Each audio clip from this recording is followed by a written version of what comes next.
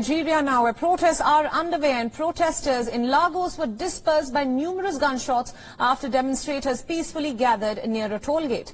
The gunshots were fired in an attempt to break the protest movement against the police brutality accusations that have now spread across the country. According to eyewitness accounts, soldiers have fired on demonstrators.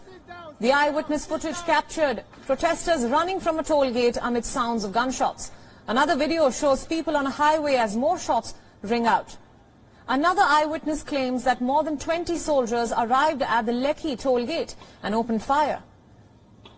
The eyewitness said that the soldiers fired at two protesters, and another eyewitness claims that he saw around 10 people getting shot. The Nigerian army, however, claims that no soldiers were at the scene of shooting in Lekk, where protesters are demonstrating daily.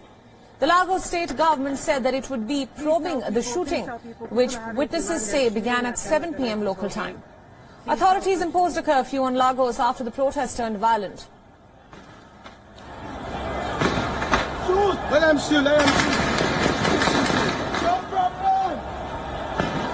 No problem! Everyone sit down, sit down, sit down!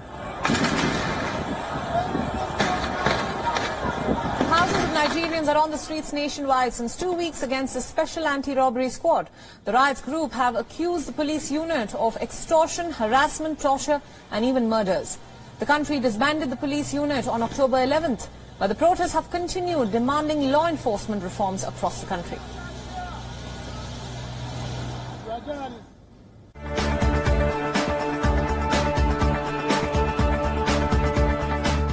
Attention to Belarus, which is currently undergoing a political turmoil. Tens of thousands of people are out on the streets every weekend demanding the resignation of the president, Alexander Lukashenko. And the authorities have now cracked its whip on the protesters, it seems. On Tuesday, the Belarusian president, Lukashenko, said that he has changed his approach in dealing with the protests and threatened that he will track down every single protester. Плохо, что шатаются по Минску, плохо, что ведут себя в наглую. Мы поменяли тактику.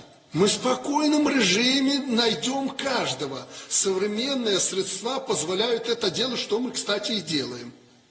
И каждый ответит за свои деяния. Я тут не угрожаю, мы в этом направлении работаем. И это дает определенный эффект. It should be noted that the Lukashenko regime has already given a free hand to the police for using firearms against protesters. Lukashenko has been ruling the former Soviet nation since 1994, and he retained his seat after the August elections with a massive 80% vote share. Since the election, regular protests and demonstrations were held through the country, and over 13,000 people have been arrested since then. The opposition leaders currently staying in the country were also taken in by the police. Now, last week, the opposition leader, Svetlana Tikhanovskaya, was put on the wanted list in the country.